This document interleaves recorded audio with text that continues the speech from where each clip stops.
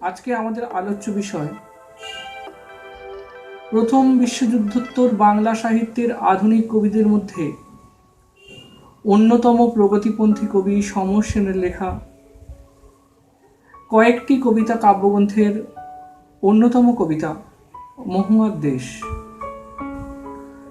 মহুয়ার দেশ কবিতাটি আসলে কয়েকটি কবিতা কাব্যগ্রন্থ থেকে গৃহীত হয়েছে। 1937 সালে মাত্র 21 বছর বয়সে তরুণ কবি সমর সেন এই কবিতা লিখেছেন। তার বহু কাব্যগ্রন্থ রয়েছে, সেগুলির মধ্যে অন্যতম কয়েকটি কবিতা গ্রহণ, নানা কথা, খোলা চিঠি, তিন পুরুষ, সমর সেনের কবিতা বাবু বৃত্তান্ত ইত্যাদি। রোমান্টিক সৌন্দর্য মুগ্ধ এই শিল্পী 1987 খ্রিস্টাব্দে তিনি শেষ নিঃশ্বাস ত্যাগ করেন। কিন্তু বাংলা কাব্য জগতে তিনি যে অকৃত্রিম কিছু সৃষ্টিকর্ম রেখে গিয়েছেন তা কিন্তু আমাদের কাছে যথেষ্ট গুরুত্বপূর্ণ জিনিস বা সম্পদ বলতে পারে। আসলে নাগরিক কবি সমর সেন রোমান্টিকতার বিরুদ্ধে বিদ্রোহ ঘোষণা করলেও তিনি ছিলেন রোমান্টিক সৌন্দর্যের শিল্পী। তিনি মনে করতেন যে মানুষের মধ্যে বেঁচে থাকার মূলে রয়েছে তার স্বপ্ন। প্রথম জীবনের কবিতাগুলিতে স্বপ্ন আর বাস্তবের মেলবন্ধনে তিনি অপূর্ব সমন্বয় তার মধ্যে লক্ষ্য করা গেছে। আলোচ্যমান কবিতায় এই বাস্তবতাবোধ এবং কবির কল্পনা শক্তির গভীর মেলবন্ধন ঘটেছে। আসলে মানুষ তো স্বপ্ন বিলাসী, স্বপ্ন দেখতে ভালোবাসে, স্বপ্নের মধ্যেই যত সুখ মনে করে। কিন্তু স্বপ্ন আর বাস্তব দুটোর মধ্যে কিন্তু অনেক তফাৎ। স্বপ্ন ভঙ্গের বেদনা তাই মানুষের অন্তরাত্মাকে ডুগরে কাঁদিয়ে তোলে। দীর্ঘদিন কবি তার গ্রাম্য জীবনের বাইরে ছিলেন।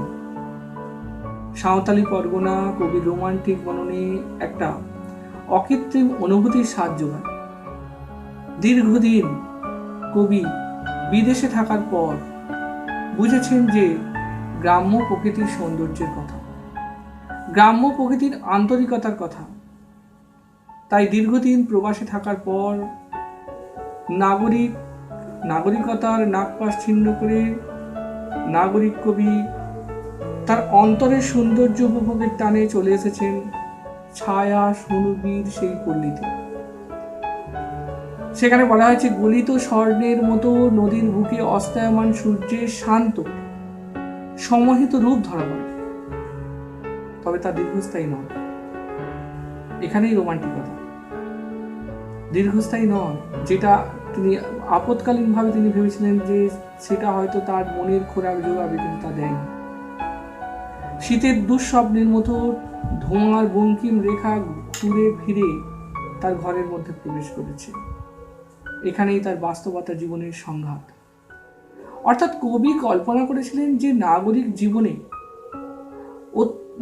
জীবনে তার অনেক কষ্ট, নাগরিক জীবন নিঃসঙ্গ করে তুলেছিলেন তাকে।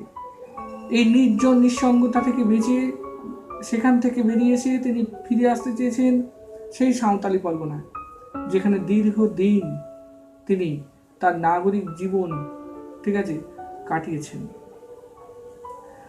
কবিতায় রয়েছে মাঝে মাঝে সন্ধ্যার জলস্রোতে অলস সূর্য দেয় এঁকে গলিত সোনার মতো উজ্জ্বল আলোস্তম্ভ। অর্থাৎ সান্ধ্যকালীন সময় আলো যখন গাছের মধ্য দিয়ে, গাছের ফাঁক দিয়ে যখন আলোর ধারা নেমে আসে, গলিত সোনার মতো উজ্জ্বল আলো স্তম্ভ। অর্থাৎ সোনা গলে ঝরে পড়লে তার শোভনতা যতটা উজ্জ্বল হবে, সূর্যের রঙিন আলো যখন গাছের ফাঁক দিয়ে নেমে আসে তখন তার সৌন্দর্য ঠিক ততটাই মনোহর। আর বলেছে আগুন লাগে জলের অন্ধকারে ধূসর ফেনা।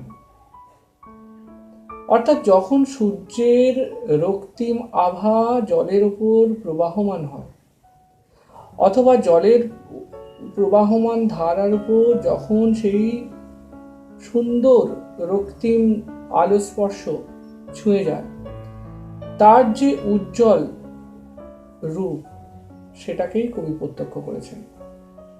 কিন্তু বলছেন যে ধোঁয়ার বঙ্কিম নিঃশ্বাস ঘুরে ফিরে ঘরে আসে শীতের দুঃস্বপ্নের মতো।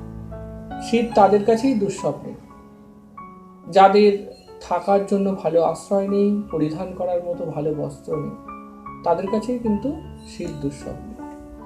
কবি বলছেন অনেক দূরে আছে মেঘমদির মহুয়ার দেশ, সারাক্ষণ সেখানে পথের দুধারে ছায়া ফেলে দেবদারু দীর্ঘ রহস্য। কবি দেবদারুর বন দেখেছেন। কবি দেখেছেন যে পথের দুধারে দেবদারুর সারি, তার একটা অসাধারণ রূপ, তার রূপ লাবণ্যে কবি মুগ্ধ। আর দূর সমুদ্রের দীর্ঘশ্বাস, সমুদ্র কখনো কখনো দীর্ঘশ্বাস করে। অর্থাৎ কবির নির্জন নিঃসঙ্গ জীবনে কবির মন বারে বারে আলোড়িত হয়েছে। কবি বলছেন রাতের নির্জন নিঃসঙ্গতাকে আলোড়িত করে আমার ক্লান্তির ওপরে ঝরুক মহুয়া ফুল নামক মহুয়ার গন্ধ। কবি ক্লান্ত কবি নির্জন নিঃসঙ্গ অবস্থা থেকে মুক্তি লাভ করার জন্য কবি কিন্তু আবার সেই সাঁওতালি পরগনায় ফিরে যেতে চেয়েছেন। এখানেই কবির মন কিন্তু বাধা পড়ে আছে। তাই কবি বলছেন যে রাতের নির্জন নিঃসঙ্গতাকে আলোড়িত করে আমার ক্লান্তির উপরে ঝরুক মহুয়া ফুল নামক মহুয়ার গন্ধ। অর্থাৎ এরকম একটা অবস্থায় কবির চেতনায় আসে অনেক দূরে সাঁওতাল পরগনার গ্রামীণ পরিবেশে, যা কবির কাছে মেঘমদির মহুয়ার দেশ, সেখানে সারাক্ষণ ছায়া ফেলে দেবদারুর দীর্ঘ রহস্য। আর দূরে শোনা যায় সমুদ্রের গর্জন, যা রাতের নির্জন নিঃসঙ্গতাকে আলোড়িত করে। সেই নির্মম প্রকৃতির সান্নিধ্যে মহুয়া ফুলের গন্ধে বিভোর হয়ে কবি নাগরিক জীবনের অবসাদ থেকে মুক্তি পেতে চান। তাই কবির একান্ত প্রার্থনা আমার ক্লান্তির পরে ঝরুক মহুয়া ফুল নামক মহুয়া। কিন্তু এই রোমান্টিক বিলাসিতা যে চূড়ান্ত আশ্রয় যে কবি করেছেন তা না। নাগরিক জীবনের প্রবল কোলাহলের মধ্যে কবি আর শুধু মহুয়ার দেশের কয়লা খনির আওয়াজ শুনতে পাচ্ছেন। শিশির ভেজা সবুজ সকালে ধুলোর কলঙ্ক গায়ে মেখে কবিকে নগর জীবনেই বেঁচে থাকতে হয়। তাই কবিতায় পাই এখানে অসহ্য নিবিড় অন্ধকারে মাঝে মাঝে শুনি মহুয়া বনের ধারে কয়লা খনির গভীর বিশাল শব্দ। যে শব্দ গভীর, যে শব্দ বিশাল। অর্থাৎ কবি যে কল্পনা বিলাসী ছিলেন, যে কল্পনার জগতে ছিলেন, যে স্বপ্নের জগতে ছিলেন, সেই স্বপ্নের জগৎ থেকে কবির মোহভঙ্গ হয়েছে। তাই কবি দ্বিতীয় পর্বে কবি বলেছেন যে সেই ছায়া নিবিড় গ্রাম বাস্তবতার পঙ্কিলতা ছেড়ে কবি ফিরতে চেয়েছেন আবার তার সেই রোমান্টিক পরিবেশ। কিন্তু রোমান্টিকতার সঙ্গে তার গভীর বাস্তবতার সংঘাত শুরু হয়েছে। জগৎ জীবন সম্পর্কে সচেতন কবির কাছে মহুয়ার দেশ অসহ্য হয়ে ওঠে। সবুজের মদিরতার কালো দাগ লেগে যায়। মহুয়া বনের ধারে কয়লা খনি থেকে রাতের অন্ধকারে নিঃশব্দ ভেদ করে কবি আবার সেই শব্দ শুনতে পায়। অর্থাৎ কবি নাগরিক জীবনে অভ্যস্ত হয়ে গিয়ে গ্রাম্য পরিবেশের যে স্নিগ্ধতা সেটা কিন্তু ভুলতে বসেছিলেন। কিন্তু কল্পনায় বা স্বপ্নের জগতে তিনি আবার সেই দৃশ্য প্রত্যক্ষ করেছেন।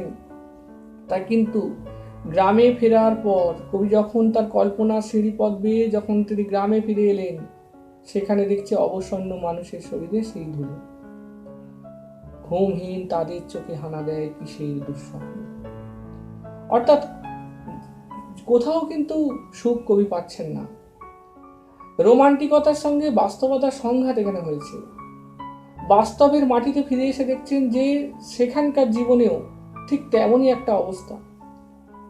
তাই শিশিরে ভেজা সবুজ সকালে ধুলো কালি মাখা ক্লান্ত অবসন্ন কয়লা শ্রমিকদের দেখে কবির স্বপ্ন ভঙ্গ হয়েছে। শ্রমিকদের ঘুমহীন চোখে ক্লান্তি আর দুঃস্বপ্ন কবির স্বপ্নগুলোকে ভেঙে চুরমার করে দিয়েছে। আর এই স্বপ্ন ভঙ্গের বেদনা কবিতায় কিন্তু একটা অন্য মাত্রা লাভ করেছে। অর্থাৎ আমরা যদি দেখি যে নাগরিক কবি সমর সেন, তার এই যে মহুয়ার দেশ কবিতা, এই কবিতায় কিন্তু দুটো জিনিস আমরা প্রত্যক্ষ করতে পারছি। একদিকে কবির রোমান্টিকতা আর অন্যদিকে কবির বাস্তবতা। রোমান্টিকতার সঙ্গে বাস্তবতার কিন্তু সংঘর্ষ হয়েছে। বাস্তবের পঙ্কিল মাটিতে ফিরে এসে, পঙ্কিল অবস্থায় ফিরে এসে কবি দেখেছেন যে বাস্তবের সঙ্গে আর তার কল্পনা অনেক তফাৎ। তিনি কল্পনায় যে মহুয়ার দেশের কথা দেখেছেন, তিনি কল্পনায় যে মহুয়ার দেশকে প্রত্যক্ষ করেছেন, বাস্তবে ফিরে এসে দেখছেন যে সেই মহুয়ার দেশ তেমনটি আর। অর্থাৎ সেই সাঁওতালি পরগনায় কিন্তু আস্তে আস্তে শহুরে পরিবেশের মতো সেখানেও কলকারখানা গড়ে উঠেছে, সেখানেও কয়লা খনির শ্রমিকরা কাজ করছে, সবকিছু।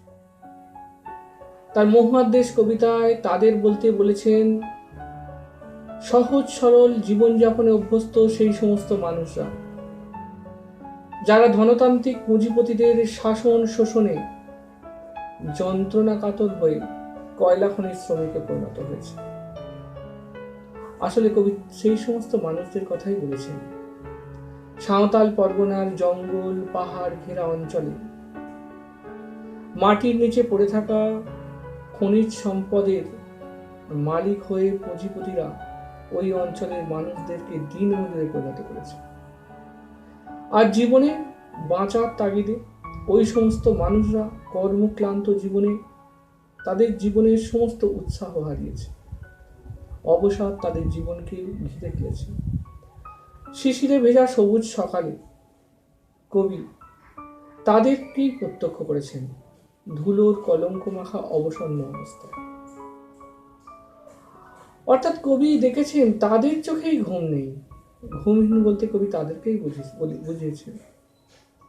পুঁজিপতি শ্রেণীর আগ্রাসনের শিকার হয়ে মহুয়ার দেশ কবিতায় সেই সমস্ত মানুষরা সাঁওতাল পরগনার স্বাভাবিক জীবনযাপনে আর অভ্যস্ত নেই। সেই মহুয়া ফলের রস সেবন করে নৃত্যের তালে তালে তারা মুক্ত বিহঙ্গের মতো যেমন নেচে উঠত, তাদের জীবনের উল্লাসে গা ভাসাতো, সেই সমস্ত মানুষদের আর সেই দিন নেই। উদার প্রকৃতির স্নিগ্ধতা, শ্যামলিমা, দেবদারুর দীর্ঘ রহস্য, ছায়াতলে থাকা মানুষ যেন বাস্তবের রূঢ় আঘাতে বিপর্যস্ত হয়ে পড়ে। অর্থাৎ কবি দেখেছেন সেই সমস্ত মানুষদের চোখে কিন্তু একটা দুঃস্বপ্ন দেখা দিয়েছে। এটুকুই। এর পরের দিনে আমরা প্রশ্নোত্তর নিয়ে আলোচনা করা যাবে। আজ এটুকুই। ধন্যবাদ।